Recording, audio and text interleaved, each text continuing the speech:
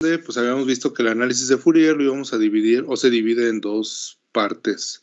Una con las series de Fourier, que son exclusivas para analizar o descomponer en sus frecuencias base y sus múltiplos a señales periódicas, únicamente periódicas.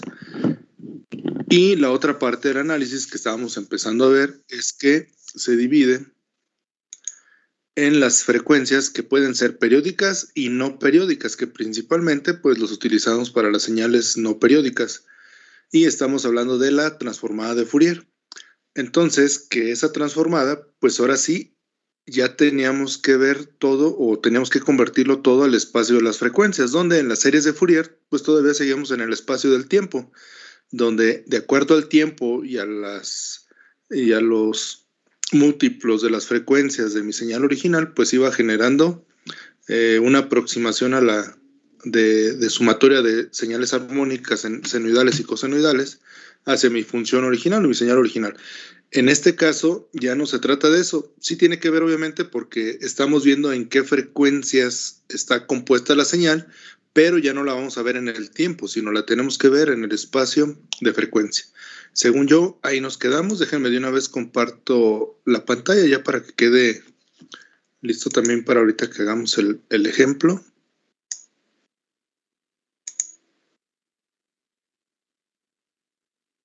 Listo. Me dicen, por favor, si ya se ve en pantalla la diapositiva.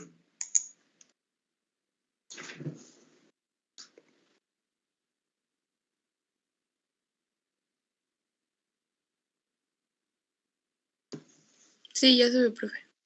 Muy bien, gracias. Entonces, según si mi memoria no me falla, mi memoria a corto plazo, estas dos, ya sea frecuencia en hertz o frecuencia angular, fueron las dos que vimos. Según yo no alcanzamos a ver la transformada inversa, ¿verdad? ¿Me confirman, por favor?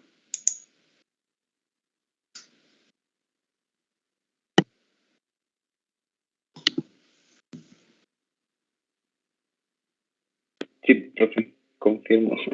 Ahí nos quedamos la clase pasada. Muy bien, gracias. Bien, entonces, a final de cuentas el análisis es igual. Normalmente lo hacemos en omega, porque así nos ahorramos un poquito estar escribiendo todo el 2pi por f, y al final de cuentas es lo mismo, tenemos el omega nada más. Una vez que terminamos de hacerlo en omega, se puede convertir a una función en el tiempo, perdón, hacia atrás, a una función en frecuencia. ¿Sí? Entonces, cualquiera de las dos que usemos es suficiente. Ahora bien, al tratarse de una transformación lineal, pues esta también nos da la opción de, una vez que estamos en el espectro de la frecuencia, regresarnos al espacio del tiempo. Y esto pues lo vamos a hacer mediante la transformada inversa. En la transformada inversa, igual, podemos utilizar tanto la frecuencia en hertz, 2pi, la f multiplicado por 2pi, o simplemente utilizar 2pi, el 2pi por f ya como omega. Entonces, cualquiera de las dos nos va a regresar a donde mismo. Se fijan también el coeficiente de la integral pues cambia porque le estoy poniendo acá el omega, entonces es 1 entre 2pi. Para cuando hagamos la integral del exponencial al multiplicarlo por la derivada de su exponente, pues se genere con lo demás, ¿no? De la de 2pi. Entonces, esa transformada inversa, pues lo que va a hacer es regresarnos a una función en el tiempo, es decir, aquí sí se comporta, digamos, de una manera similar a como lo hace la transformada de Laplace, donde si yo paso una función del tiempo a Laplace, pues directamente de Laplace me regreso al tiempo y debo regresarme a la misma señal, sin alterarle nada, exactamente lo mismo. Incluso, pues de manera matemática, con una función cerrada, ¿verdad? Tal cual. En este caso, lo mismo, si partimos de una señal que tiene un espectro de frecuencia, y si yo hago la integral desde menos infinito hasta infinito de esa señal multiplicada por e a la j2pi ft, diferencial de la frecuencia, pues me voy a regresar a una función en el tiempo. Obviamente, si paso de tiempo a frecuencia y de frecuencia a tiempo, debo de llegar a lo mismo, de donde partí. pero en el Inter es donde viene la mayor cantidad de aplicaciones que se pueden hacer. Por ejemplo, una vez que me paso frecuencia, yo puedo ver qué frecuencias yo no quiero o las considero como ruido y por lo tanto las puedo eliminar en el espacio de Fourier. Después de que las elimino, me regreso al espacio del tiempo y obtengo mi señal ya sin ruido. ¿Sí? Por ejemplo, eso mismo se puede aplicar a las imágenes. Si yo tengo algo de ruido en mis imágenes, sería una transformada de Fourier en 2 dimensiones, no en una como aquí, sino en 2. Yo veo cuáles son los componentes de ruido, los quito por medio de un filtro, me regreso al espacio bidimensional de la imagen y obtengo una imagen ya limpia. Entonces, bueno, eso, una aplicación. Otra sería ver, por ejemplo, si estamos monitoreando un sensor de vibración de un rotor de un generador de electricidad, vemos que oscila o vibra a cierta frecuencia y de repente empieza a haber componentes de frecuencia a más alta, con menor intensidad a mayor frecuencia. A lo mejor quiere decir que el buje del rotor ya se está desgastando, ya empieza a oscilar diferente y pues se puede descomponer el generador, por lo tanto, pues tiempo de agendar un mantenimiento preventivo, ¿verdad? Entonces nos sirve para muchas cosas. Entonces, eso es en el Inter de pasar de un espacio a otro, pues se pueden hacer bastantes cosas. Y pues lo que les mencionaba, lo puedo hacer o trabajar con la frecuencia directamente en Hertz o con mi frecuencia angular, ¿verdad? Que está en términos de la frecuencia lineal, nada más que acá está como radianes sobre segundo. ¿Alguna duda o pregunta hasta ahí?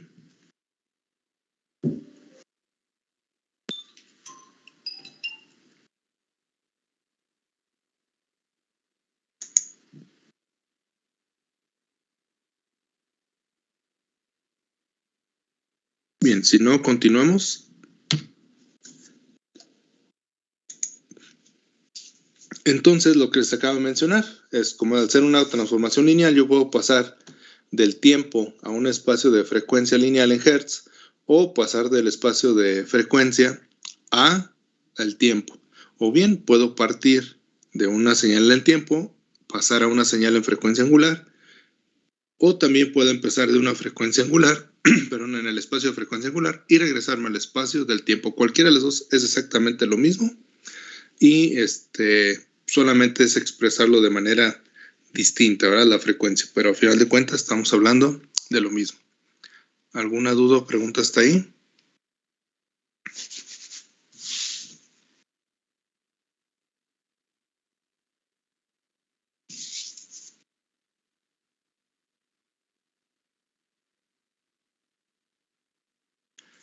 Bien, entonces,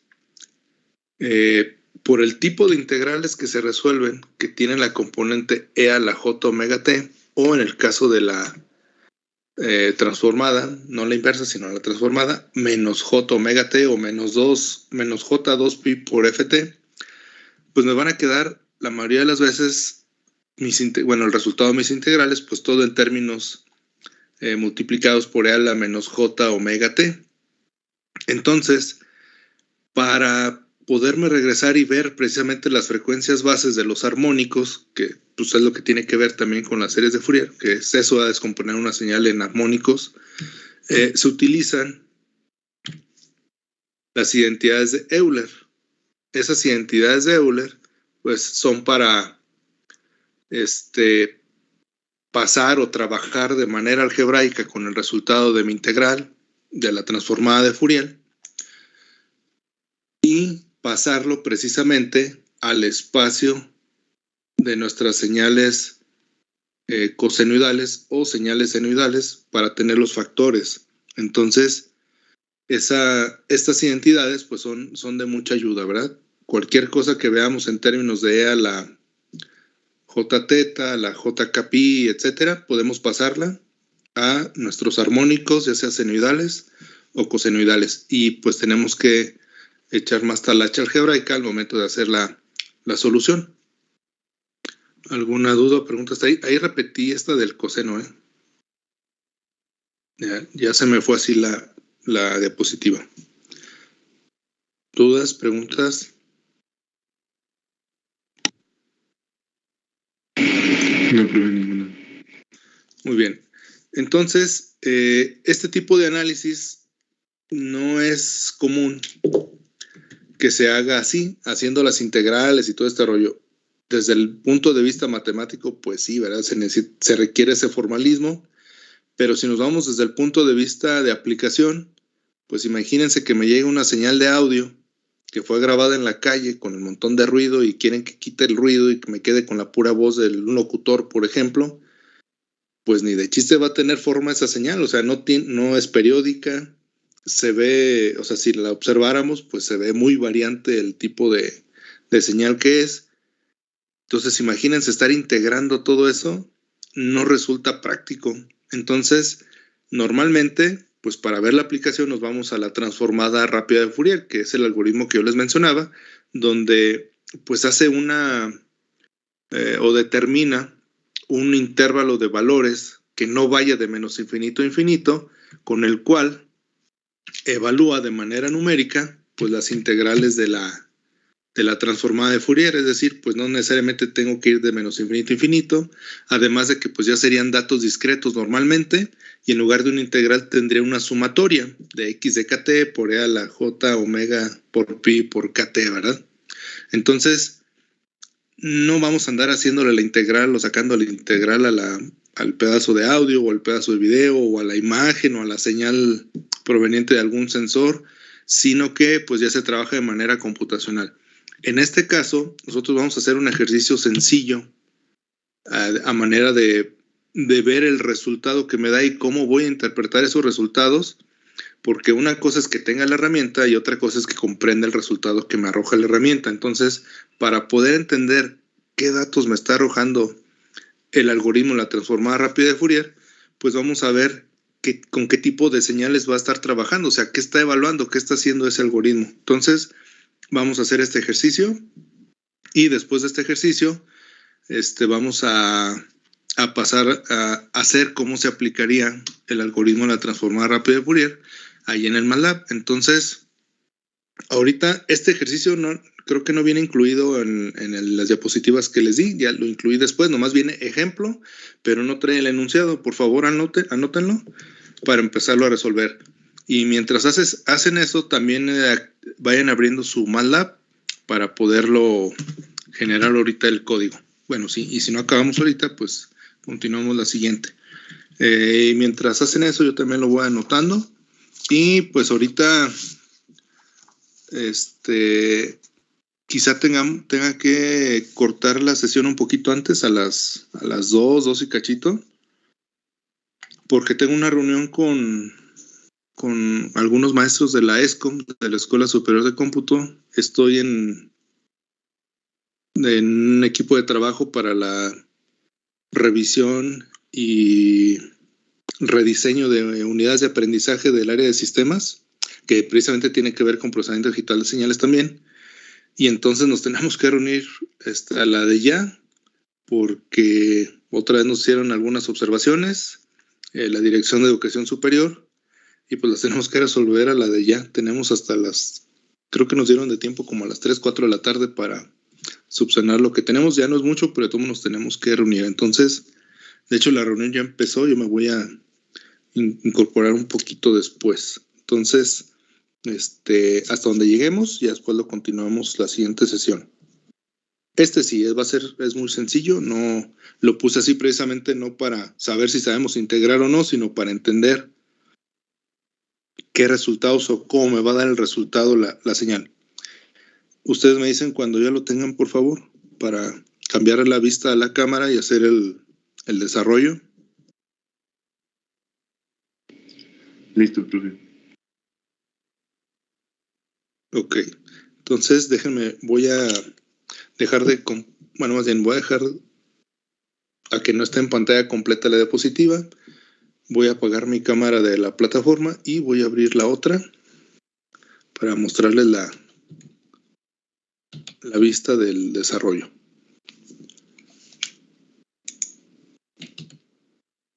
Entonces, déjenme le abro la vista de la cámara. Ahí está. Entonces, me dicen de todos modos, por favor, si ya la pueden ver.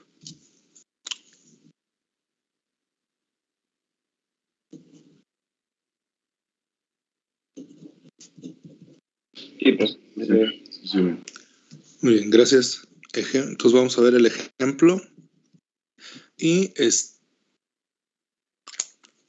si se fijan, nomás nos dice que tiene una amplitud de 1 y un ancho o una duración de 1 milisegundo. No nos dice en qué parte del intervalo de tiempo está ese impulso. Entonces, ¿dónde lo puedo poner? Donde yo quiera. Lo puedo poner en 0, o que empiece en 1 segundo, o en 2 segundos, o en 3 segundos, o en 1 milisegundo y que dure 1 milisegundo, donde quiera. Recuerden que a final de cuentas ahorita prácticamente este tipo de análisis pues le vale gorro si está adelantada, atrasada, escalada. ¿Por qué? Porque lo que quiere ver es la frecuencia base con la cual se generó ese impulso, ¿verdad? Entonces, no importa en realidad dónde lo ponga en términos de ver el resultado. Donde tiene injerencia es en cómo voy a desarrollar la integral, porque pues pueden que cambien sus límites. Entonces, pues ahí también ya va a depender de nosotros de cómo la pongamos, ya viendo a futuro que tengo que hacer una integral y cuáles son los límites más fáciles que me quedarían para evaluar esa integral. Entonces, vamos a graficarla primero.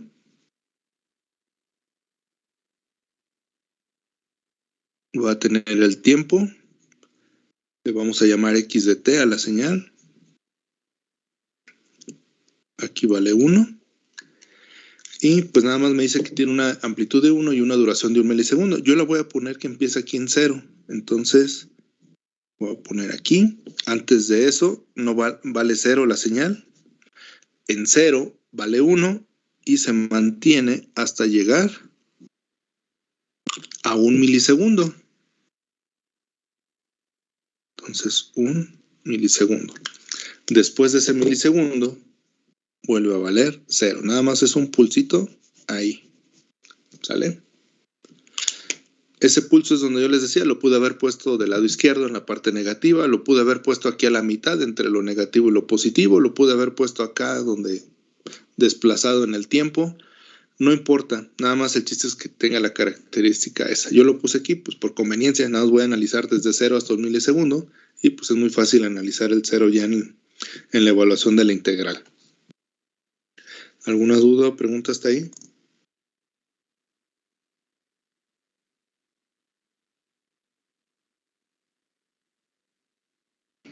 No, profe, ninguna. Bien, nada más para tenerlo como referencia, pues aquí vamos a anotar que x de omega, la vamos a hacer con omega y después la pasamos a frecuencia, o sea, lo expresamos en las dos. Es igual a la integral de menos infinito hasta infinito de la señal x de t multiplicada por e a la menos j omega por t diferencial del tiempo, que esas son las ecuaciones que vimos hace rato, hace un instante, para tenerla como referencia. Ahora bien, si vemos nosotros la señal, pues es continuamente seccional, como ya lo habíamos visto. O sea, sí tengo que analizarlo por secciones, pero sí es continuo. O sea, no hay ningún espacio del tiempo donde yo no conozca el valor de la señal.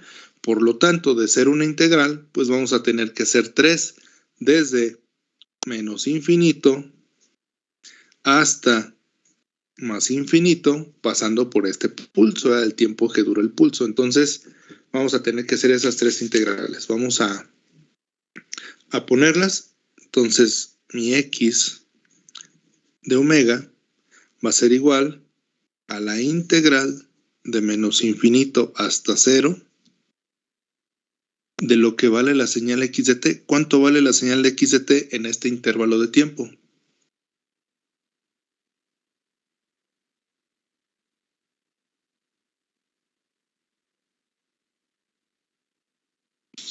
Cero. Vale 0, ¿verdad? Que es lo que nos expresa la función. Entonces es 0 multiplicado por e a la menos j omega t diferencial de t. Más la integral, nos vamos a la otra sección, que sería desde 0 hasta 1 mili. En ese intervalo, ¿cuánto vale? Pues vale 1, ¿verdad? Nada más es este cachito, vale 1.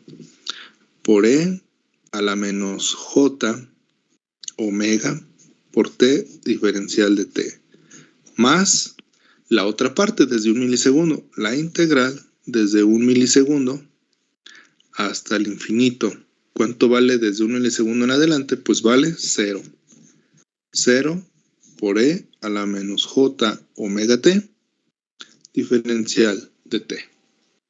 Entonces, tengo que hacer esa división de la integral seccionalmente hablando, de acuerdo a cómo esté comportada mi señal. Entonces, imagínense aquí que tengo una señal de audio donde pues, oscila mucho, tanto en tiempo como en amplitud. Pues, ¿cómo le voy a hacer para hacer muchas integrales? Pues mejor es una sumatoria y ya mejor se mete a un algoritmo computacional. Por eso les decía que en el análisis formal matemático, pues este análisis se hace y no hay problema, pero no es tan funcional al momento de hacerlo o aplicarlo ya en alguna situación que tengamos que resolver de la vida diaria. Entonces, pues aquí están estas tres. Se tiene que dividir tantas veces sea necesario para describir el comportamiento de la señal en términos de un tiempo continuo.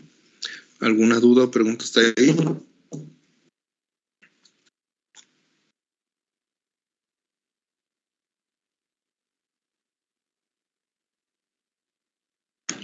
No, profe. Muy bien, gracias. Entonces, pues 0 por E a la menos J omega T va a dar 0 y la integral de 0 diferencial del tiempo, pues esto me va a dar 0. Tenemos la integral desde 1 milisegundo hasta infinito de 0 por diferencial del tiempo, entonces todo esto me va a dar 0 y únicamente me queda por resolver esta integral que está ahí en medio, ¿sí? Entonces, pues vamos a proceder a resolverla. Primero la escribo para indicar que x de omega solamente va a ser igual a la integral desde 0 hasta 1 mili de E a la menos J omega T diferencial del tiempo. Y es todo, ¿verdad? De estas tres integrales solamente me quedó esta.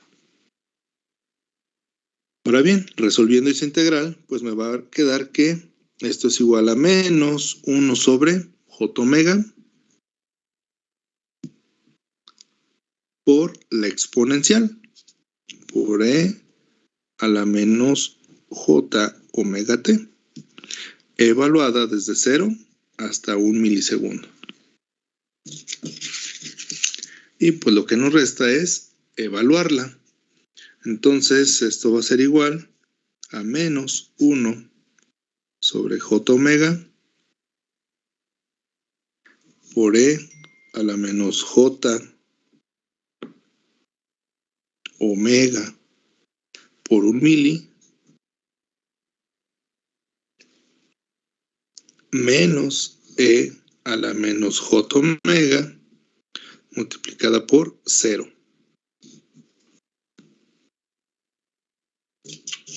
¿Sí? ¿Alguna duda? ¿Pregunta hasta ahí?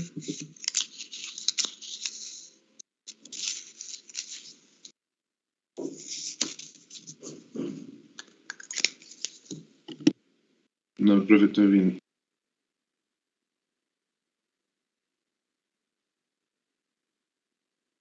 Me dicen si van hasta ahí o necesitan tiempo para anotarlo.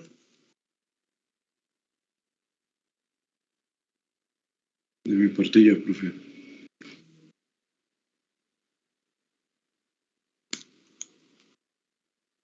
Muy bien, entonces, pues esto, si lo evaluamos, pues va a ser igual a menos 1 sobre J omega que multiplica a E a la menos J 0.001 omega, para no ponerle 1m porque se nos puede confundir con alguna variable. Entonces, 0.001 omega, o le podemos poner omega por 10 a la menos 3, pero bueno, ese es el coeficiente que tenemos. Menos, acá arriba me va a dar 0, E a la 0 vale un 1. Y esta sería la expresión que me define el comportamiento en el espacio de la frecuencia de mi señal que estoy analizando. Entonces, a lo mejor aquí no se ve tan claro. Entonces vamos a convertir nuestra X de omega, X de la frecuencia angular, en la X de mi frecuencia lineal, o sea, mi frecuencia en Hertz. Entonces, la X de F, ¿a qué va a ser igual? Bueno, a menos 1 sobre J por 2 por pi por F. Simplemente voy a sustituir lo que vale omega multiplicado por E a la menos J 0.001 por 2 por pi y por F menos 1.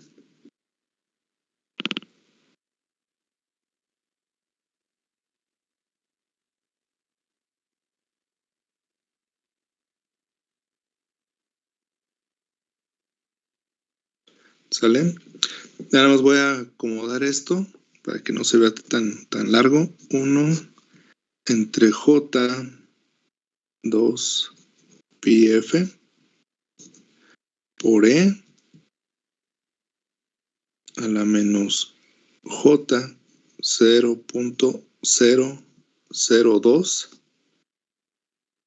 por pi por F menos 1.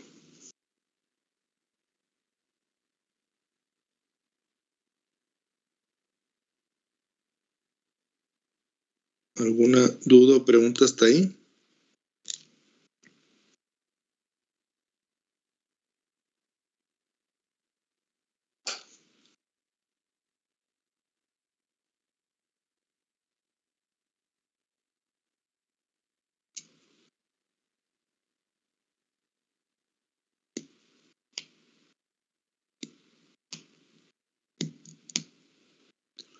¿Dudas, preguntas?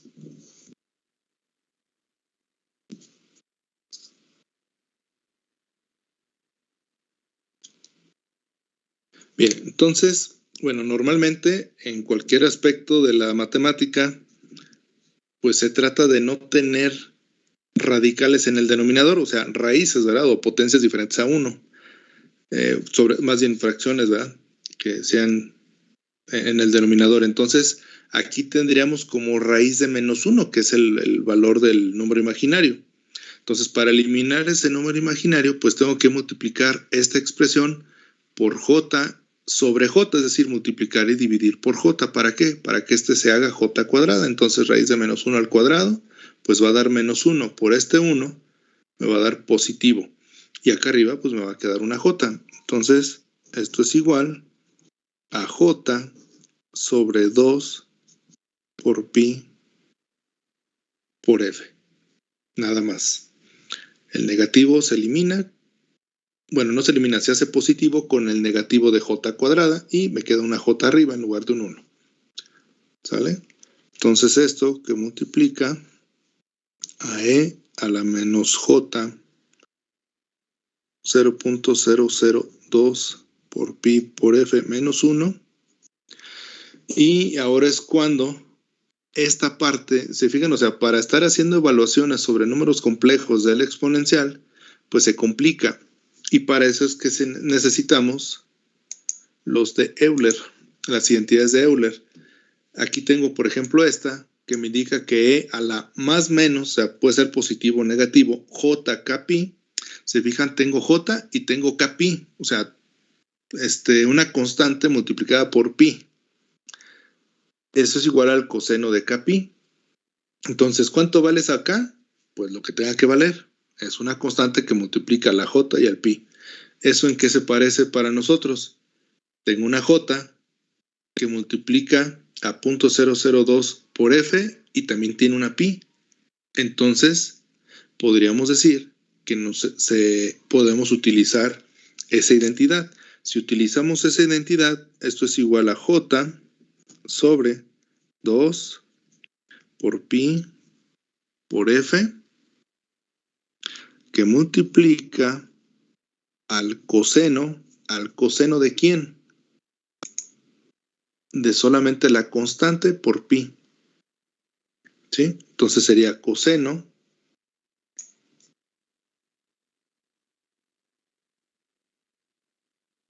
de 0.002 por pi por f menos 1. Y de esta manera ya no tengo que estar haciendo la evaluación de la exponencial con un valor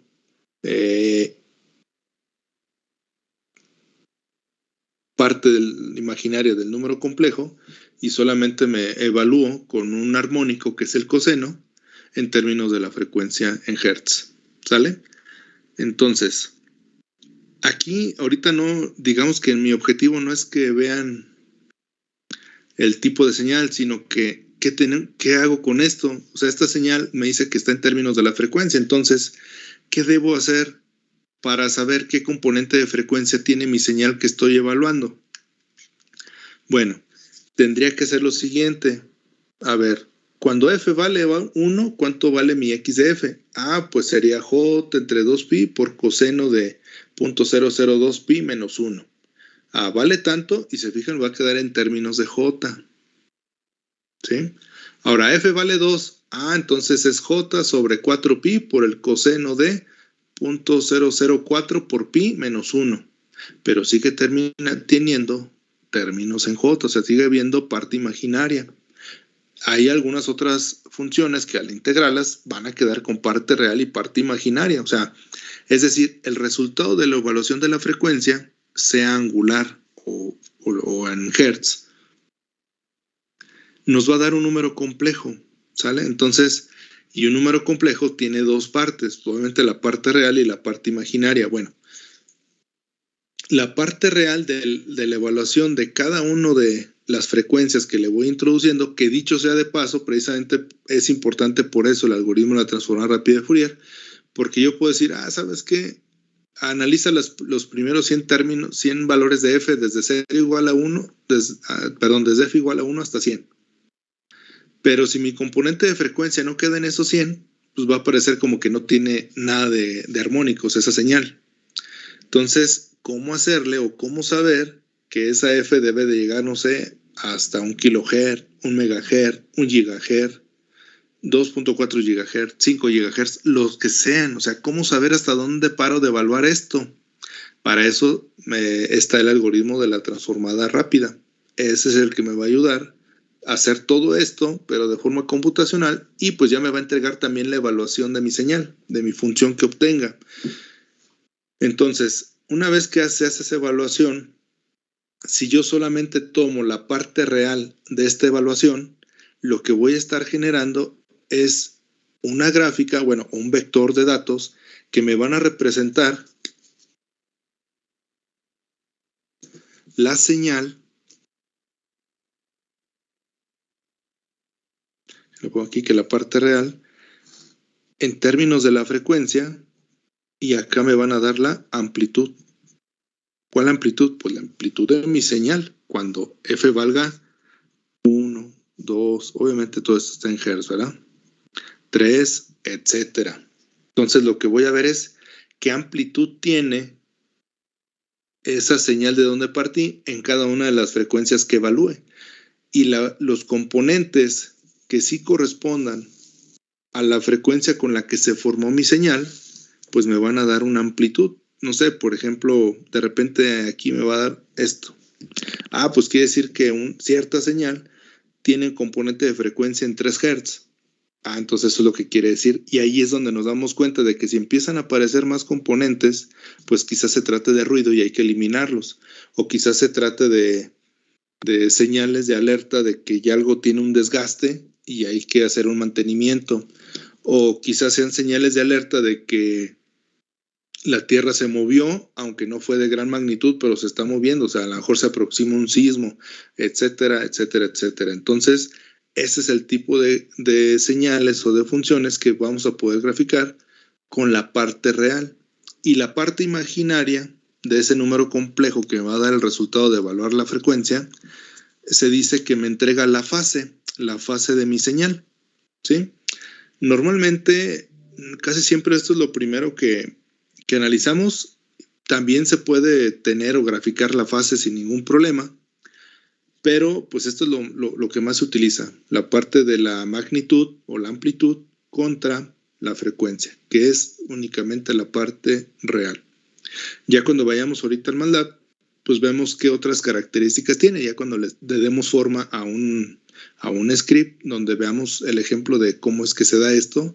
Obviamente ya no vamos a obtener una función, sino nada más nos van a dar como resultado los vectores de hacer toda esta, bueno, en realidad sería una sumatoria y después cómo la evaluaron, y eso es lo que me va a dar la transformada rápida de Fourier. ¿Alguna duda o pregunta hasta ahí?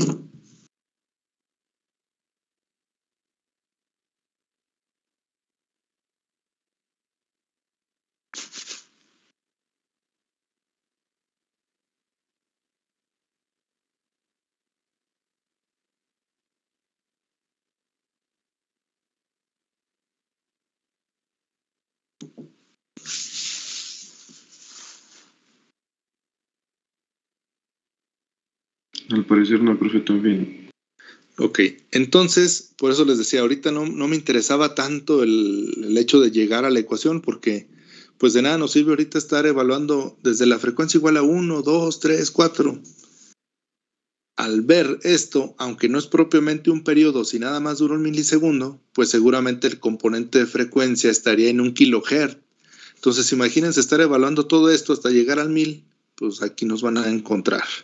Entonces, pero lo que sí me interesa es que vean el proceso y qué esperamos una vez que lo vayamos a hacer de manera computacional. Entonces, si no hay dudas de esto al respecto, nos vamos al MATLAB. Déjenme, ya voy a quitar esta parte de la cámara.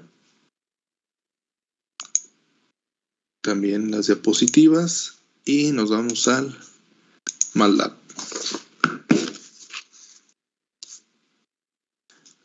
Entonces, aquí en el MATLAB, ahora déjenme acomodar acá mi teclado. Vamos a crear un script. Nuevo script. Y pues vamos a empezar poniéndole el encabezado. Entonces, en mi encabezado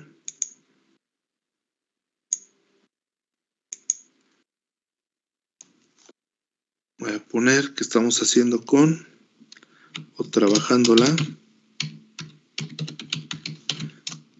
transformada de Fourier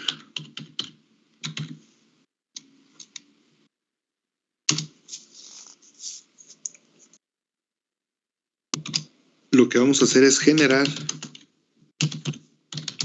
varias señales senoidales a diferente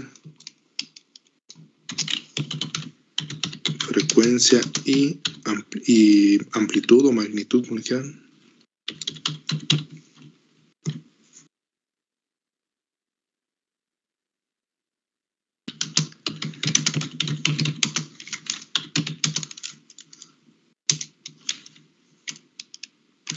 Para generar una suma de señales.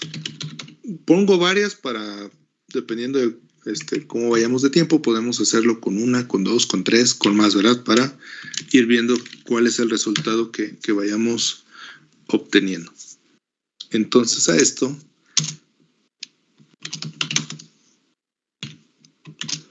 es para obtener la transformada rápida de Fourier. ¿Sale? Y pues empezamos limpiando las variables que pueda haber. Limpiamos ventana de comandos. Guardo de una vez. Entonces aquí en mi MATLAB Drive, en la carpeta que yo destiné para ustedes, sería unidad 4 y sería transformada de Fourier. ¿Sale? Y me espero hasta ahí para que me digan que ya lo tienen y poder empezar ya con el desarrollo del programita, que dicho sea de paso, pues primero tenemos que generar todas las condiciones de la señal, es decir, el intervalo de tiempo en que la voy a generar, en que la voy a mostrar, cuántas muestras, etcétera. Después iremos a generar al menos una de esa señal senoidal, la vamos a mostrar para ver que todo vaya bien y así le vamos a ir agregando cosas al script. Me dicen si ya lo tienen, por favor. Si no, para esperarme.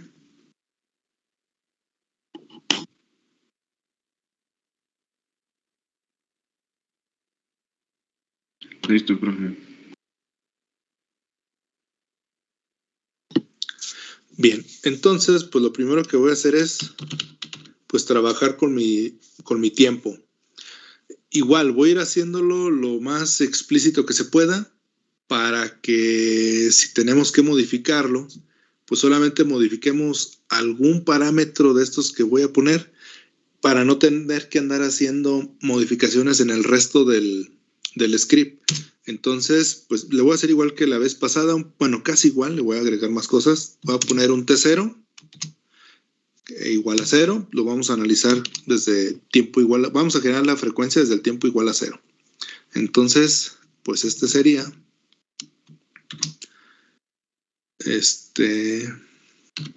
el inicio del intervalo de tiempo de la señal. Voy a poner un TF y pues sería igual a 1. Voy a poner 1, le podemos poner más. Le voy a poner un segundo porque de las frecuencias que vaya generando las señales senoidales, pues voy a mostrar, para tener una mejor visualización de los resultados, pues voy a ir mostrando cuántos ciclos se generan en un segundo. O sea, la voy a mostrar en hertz. Si le pongo, por ejemplo, imagínense, le pongo 100 hertz, pues voy a ver 100 ciclos en un segundo. Si le pusiera yo aquí 2 segundos, pues tendría que ver 200 ciclos en un espacio de 2 segundos en el mismo espacio de pantalla y pues va a ver todo amontonado. Entonces, para efectos de visualización, con un segundo es más que suficiente, ¿verdad? Para poder mostrarlo, todo lo que vamos a hacer ahí en pantalla. Pero si alguien necesita ver más ciclos de las señales senoidales, perfectamente lo puedo hacer desde aquí. Entonces, aquí sería el final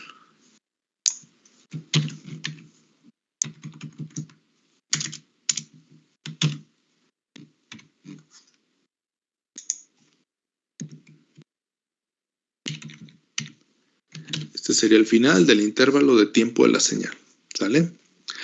Ahora bien, como vamos a estar trabajando con frecuencia, pues recuerden que ya vimos la parte de Nyquist, ¿vale? Necesitamos una frecuencia de muestreo. Entonces, pues le voy a poner FS, frecuencia de muestreo, y recuerden que debe ser al menos el doble de la señal que voy a generar o que voy a muestrear. En este caso voy a empezar con señales de no más de 100 Hz. Entonces, pues si multiplicamos 100 por unas 10 veces más, pues podríamos poner una frecuencia de 1 kHz, ¿verdad?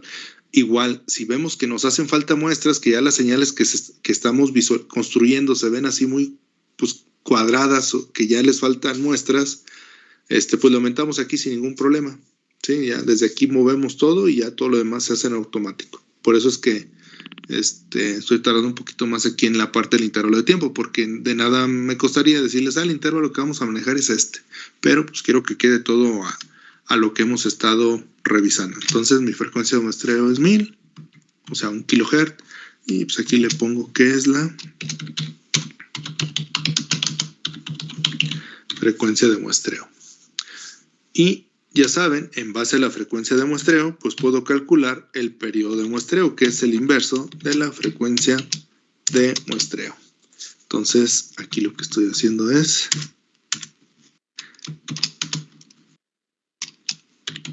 el periodo de muestreo, que es el que me va a dar la separación entre cada uno de los elementos de mi intervalo de tiempo. ¿Sí? Dicho sea de paso. Entonces, ya con esto, ahora sí podemos formar el periodo de muestreo.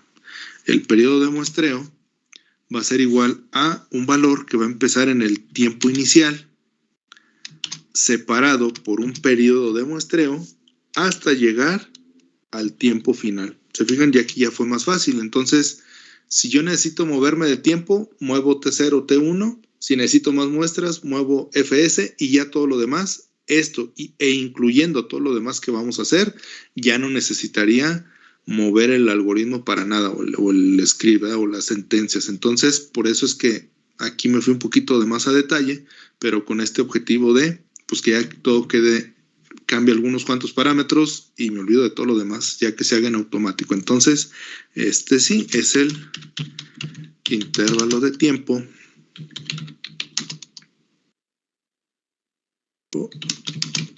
de la señal, pues de la señal en general, para no meternos ahí en rollos, ¿no? Bien, entonces, de este intervalo de tiempo va a depender el cómo voy a formar las funciones, y obviamente una vez que me pase a la parte de Laplace, pues la función que yo le ponga en Laplace, a Fourier, la función de tiempo que yo le ponga a Fourier, pues va a depender de este intervalo de tiempo. Entonces, basado en ese intervalo de tiempo, voy a generar el mismo número de datos en mi señal senoidal que voy a generar, y en base a ese número de señales de datos que voy a generar para mi señal senoidal, me va a dar el resultado de la transformada rápida de Fourier. Entonces, para visualizarlo un poquito mejor, como a final de cuentas estoy teniendo datos discretos, que los voy a en primera instancia graficarlos de manera continua, pero a final de cuentas son señales discretas, entonces voy a calcular el número de muestras que hay en este intervalo, porque me va a ayudar a saber el número de datos que hay en la transformada, y con el número de datos que hay en la transformada puedo manejar qué tanto voy a acomodar mis datos de salida de la transformada para visualizarlos como normalmente lo queremos. Ahorita a lo mejor suena un poquito medio raro de que lo vamos a necesitar más adelante, ¿y por qué? Pero es por el tipo de datos que nos arroja el algoritmo de la transformada rápida. Entonces, por lo pronto lo hacemos. Recuerden que para sacar el tamaño de un arreglo, aunque sea de una dimensión, siempre nos lo da como renglón y columna. En este caso, es con la sentencia size de t. El número de columnas es el total de datos que hay en el intervalo t, pero recuerden que siempre me lo da como renglón columna, aunque sea 2 dimensiones. Entonces, ese es el tamaño del intervalo visto como un arreglo bidimensional, ¿verdad? Yo realmente lo que me interesa, que es el número de muestras, ¿a qué va a ser igual? Pues a lo que me den columnas, nada más, ¿sí? Entonces, sí va a ser el número de muestras.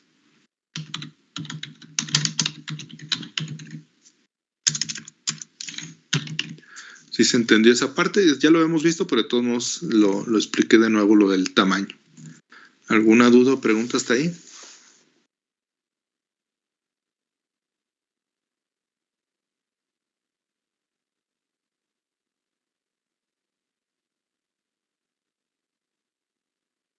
No, profe, ninguna.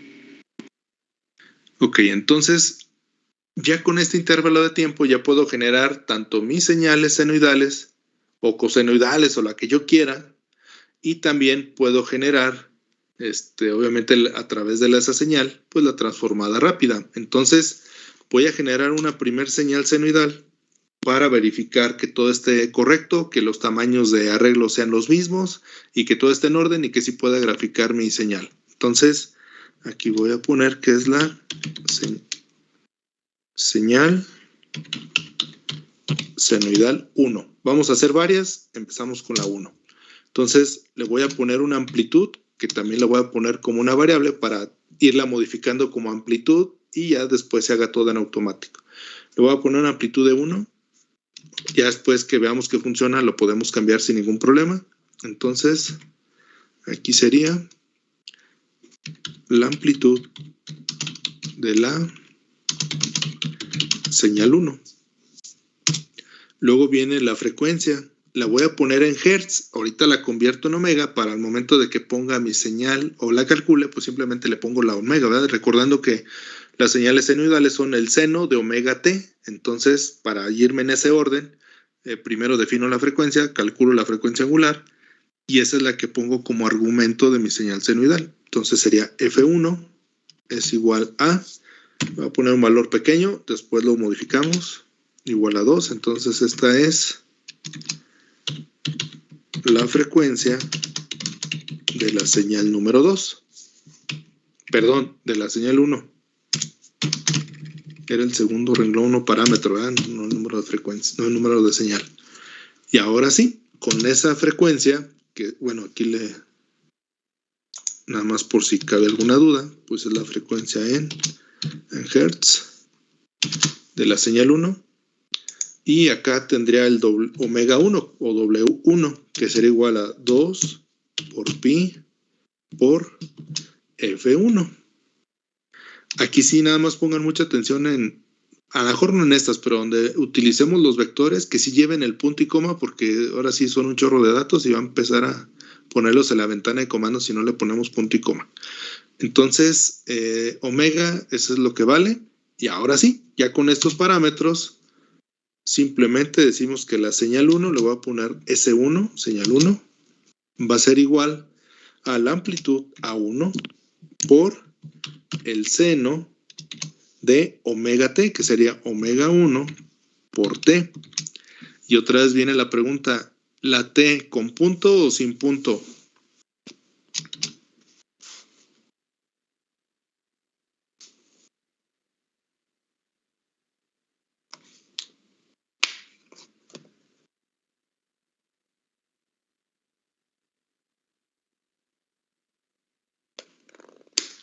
¿Cómo va? ¿Con punto o sin punto ese intervalo? Perdón, ese vector t.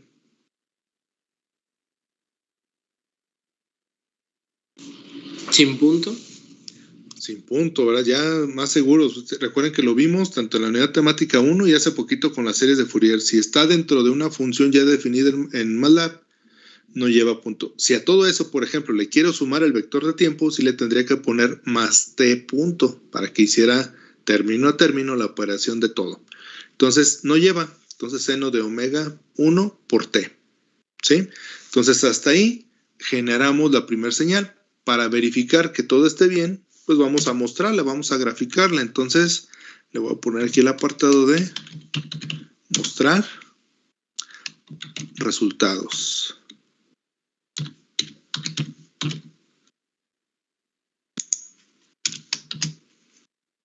Aquí está resultados. ¿Qué vamos a mostrar? Pues ahorita nada más vamos a hacer un plot de el vector t. Recuerden que también para eso me sirve tener mi vector aparte, porque el vector sí empieza desde 0. Porque si nada más le pongo S1, ¿qué va a hacer? Pues sí me va a graficar la forma de la señal, pero me la va a graficar contra el número de elemento o el número de posición en la que se encuentra en el vector. Entonces, pues me va a poner desde 1 hasta 1001, ¿verdad? Y no, yo lo que quiero es que diga que va desde 0 hasta 1 segundo. Entonces, ahí le ponemos plot t, S1. Vamos a checarlo. Le voy a dar correr. Si les hace falta ahorita anotar algo, me regreso y algo. Algo me puse mal. Columna, línea 9. Es que le puse 2 puntos y es punto y coma. Error de dedo. Ahí está. Voy a dar correr. Si lo pusieron como 2 puntos, me debieron de haber dicho que estaba mal. Si lo pusieron por punto y coma, pues con que les corra a ustedes es correcto. Entonces, ahora sí, miren, la señal 1 tiene una amplitud de 1. Aquí está, amplitud de 1. Y en un segundo, le pusimos que tiene una frecuencia de 2 Hz. Por lo tanto, en un segundo, pues me muestra dos señales, dos ciclos de la señal senoidal.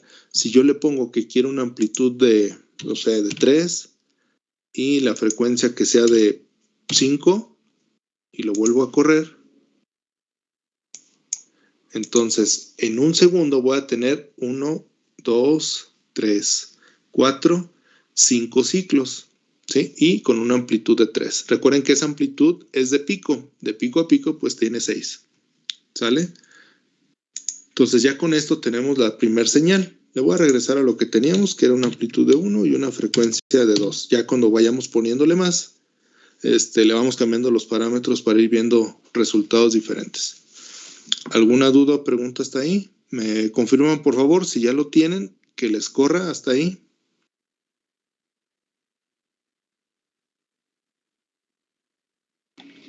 Sí, profe, sí corre. Ok. Entonces, miren, por el día de hoy aquí le vamos a dejar.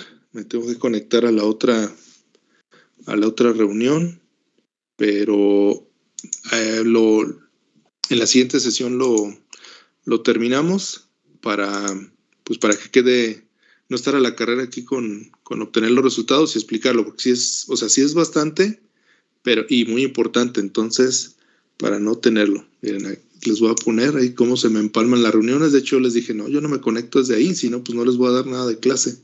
Entonces, ahorita me conecto a la otra. Nada más, entonces para la siguiente, pues ya cuando entren en la sesión, por favor, tengan abierto su MATLAB y ya el script para continuarlo desde aquí. ¿Sale? Entonces, si no tienen alguna duda o pregunta desde lo que llevamos hasta ahorita, pues sería todo y nos veríamos en la siguiente sesión. Y pues buen fin de semana y cuídense. Gracias, profe, nos vemos. De nada, nos vemos. Saludos.